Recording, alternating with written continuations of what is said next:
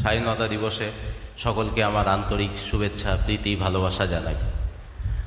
আজ স্বাধীনতা দিবসের এক মহতী দিন, যেটা নিয়ে মানুষ উৎফুল্ল ছিল ইংরেজ শাসনের পতনের পর থেকে।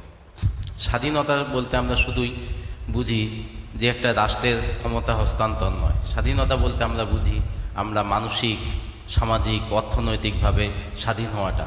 এই স্বাধীনতা পূর্ণ স্বাদ পেতে গেলে আমাদের কি করতে হবে না, আমাদের দেশকে এগিয়ে নিয়ে যেতে হবে বিভিন্ন সামাজিক স্তরে। তার জন্য প্রত্যেকটা নাগরিকেরই আমাদের একটা দায়বদ্ধতা থাকে। প্রত্যেক নাগরিককে সুশিক্ষিত হতে হবে, প্রত্যেক নাগরিককেই তার দেশের প্রতি, রাষ্ট্রের প্রতি, তার পরিবারের প্রতি, তার পাড়ার প্রতি সহানুভূতিশীল হতে হবে, শ্রদ্ধাশীল হতে হবে, দায়িত্ববান হতে হবে। তাহলে আমাদের দেশকে উন্নতির জন্য এগিয়ে নিয়ে যেতে গেলে কী করতে হবে, আমাদের পড়াশোনা উন্নতি করতে হবে। এমন কিছু জিনিস আমাদের আবিষ্কার করতে হবে যেগুলো বিশ্বের সর্বশ্রেষ্ঠ হয়, যেগুলো বিশ্ব আমাদের কাছ থেকে নিতে বাধ্য হয়। তাহলে আমাদের মেধায় উন্নতি হতে হবে, অর্থনীতিতে উন্নতি হতে হবে, রাজনীতিতে উন্নতি হতে হবে।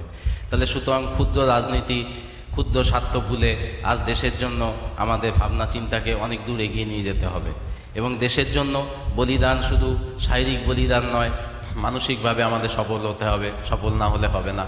এবং আমাদের শারীরিক সুস্থতা বজায় রাখতে হবে। শারীরিক সুস্থতা যদি না থাকে আপনি কখনোই সেই স্তরে পৌঁছাতে পারবেন না। সুতরাং আমাদের শরীরটাকে আগে স্বাধীন করতে হবে। আমরা এমন কিছু করব না যাতে আমাদের শরীর অসুস্থ হয়, মানসিক অসুস্থ হয়। সেগুলোতে দৃঢ়বদ্ধতা থাকতে হবে, মানসিক, শারীরিকভাবে সম্পূর্ণভাবে আমাদের সুস্থ থাকতে হবে। এবং আজ এই স্বাধীনতা দিবসে আমার আপনাদের কাছে একটাই অনুরোধ, আমরা চলুন সবাই মিলে সুন্দর দেশ গঠন করি, সুন্দর পৃথিবী গঠন করি।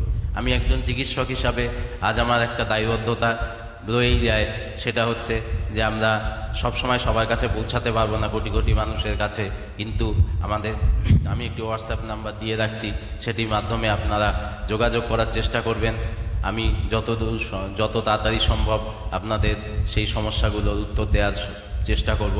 নমস্কার, ভালো থাকবেন।